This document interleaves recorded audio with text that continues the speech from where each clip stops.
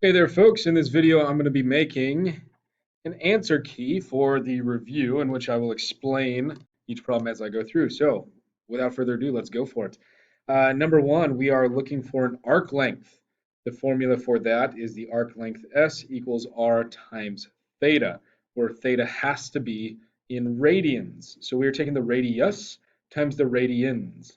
So they give me an angle of 100 degrees, but I want radians. So to change that, I multiply by pi over 180.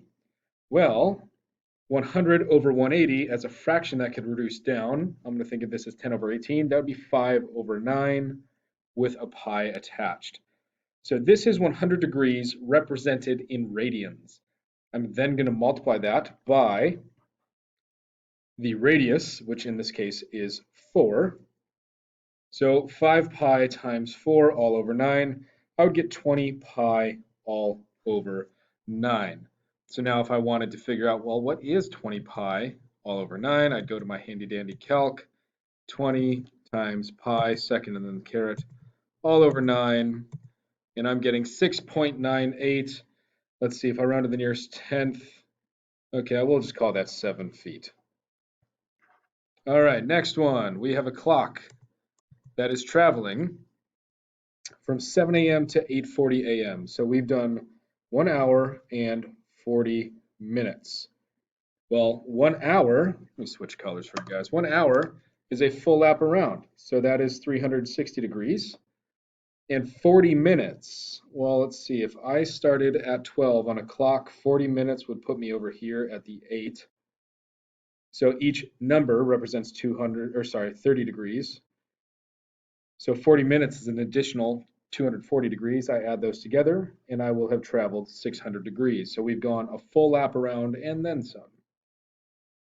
Next, the minute hand on a clock is 8 inches long, so they've given me a radius. How far does it travel from 5 to 520? So 5 starts off at the 12 and then 20 would be at the number 4. So that is 120 degrees. But I'm not too thrilled about degrees because after all, I need to use the arc length formula, S equals R theta. So let's convert this to radians. 12 over 18, that reduces down by a factor of 6. Let me get this cursor out of the way. That reduces down by a factor of 6, that would be 2/3. So my arc length here is going to be my radius, which is 8, times my radians, which is 2 pi over 3. That would be 16 pi over 3. Units are inches.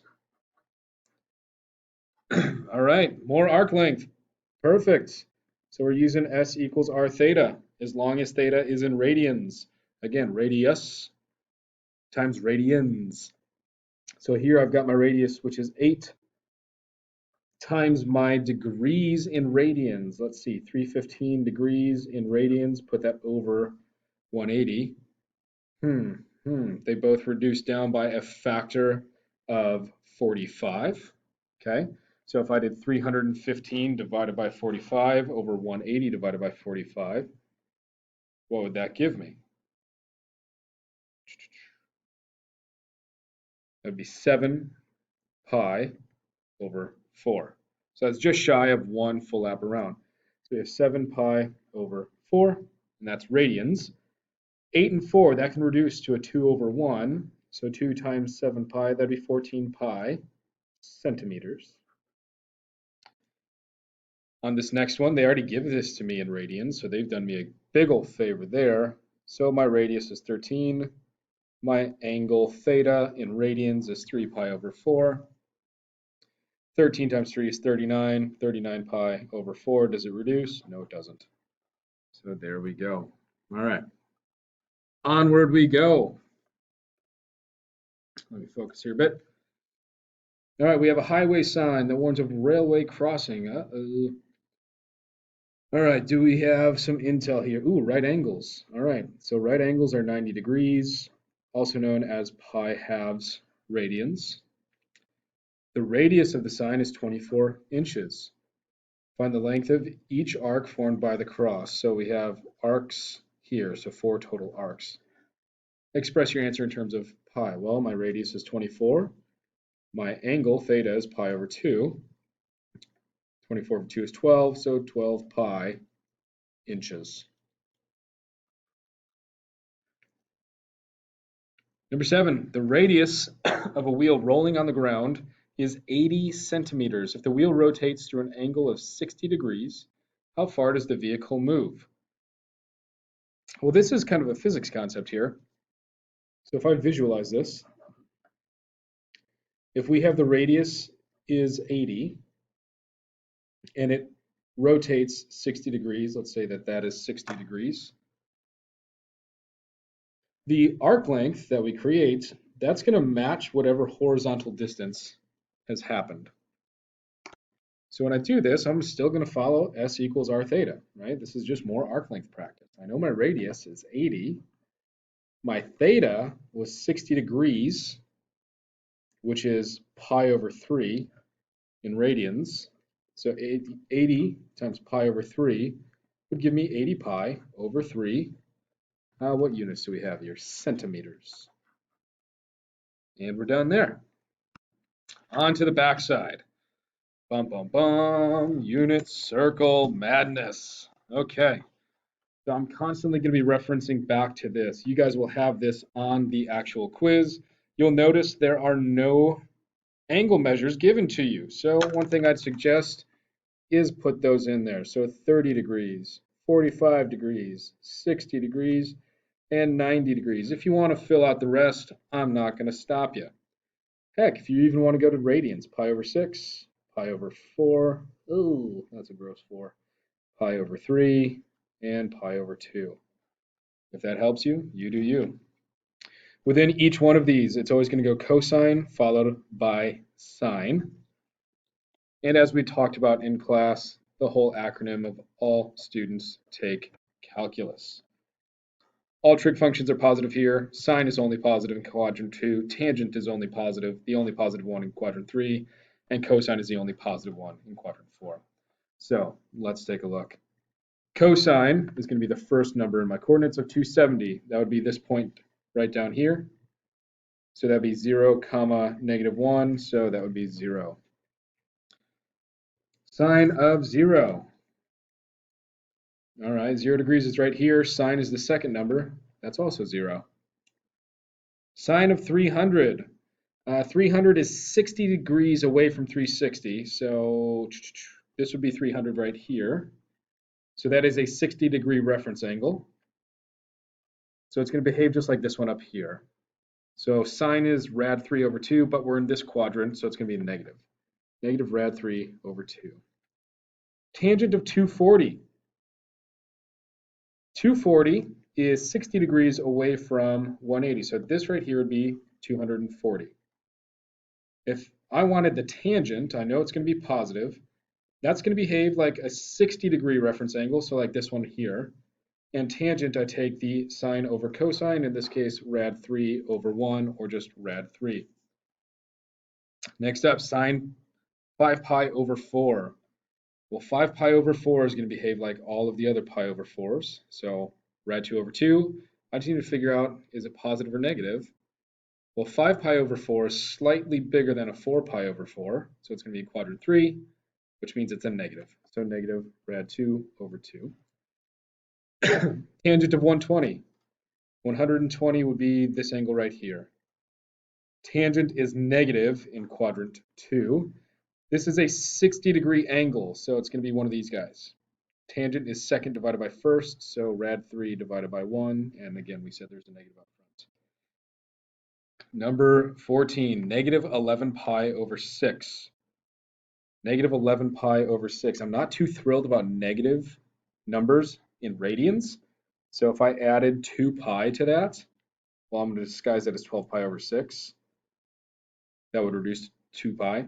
This is really saying pi over 6. I want the tangent of pi over 6, which is this guy right here. So tangent would be second over first, 1 over rad 3. I'm not in love with the radical on the bottom, so rad 3 over 3. There. Number 15, 11 pi over 3. Well, that means we've gone a few laps around the unit circle. So let me take away 2 pi. So that's 6 pi over 3 is how I can kind of unreduce that. So this is 5 pi over 3. All right, 5 pi over 3 is going to be this angle right here. So it's going to behave just like a 60-degree angle. And I wanted the cosine. Well, it's going to be a positive, and that's 1/2. Next up, tangent of negative 315. So negative means I'm going backwards. Well, that's really the same thing as saying tangent of 45. And that is going to be rad 2 over rad 2. Ooh, that's just a 1. Sine of negative 15 pi over 6. Woof. Well, I'm going to add 12 pi over 6 to this. So that gives me negative 3 pi over 6. Let me add 12 pi again. That would be 9 pi over 6. And that actually reduces down, right, by a factor of 2. So 3 pi over 2. 3 pi over 2 is 270 degrees. So this guy right here. And what are we trying to find? The sine of that. So I want the sine of 270 degrees. So sine is the second number, negative 1. Tangent of 8 pi over 3. Well, if I take away 6 pi over 3, getting some coterminals here, that would really be 2 pi over 3. So I want the tangent of 2 pi over 3. Well, this is 1 pi over 3, which means this would be 2 pi over 3. Tangent is second divided by first, but it's negative in quadrant 2. Oh, yep. So negative rad 3. And number 19, cosine of 7 pi over 6.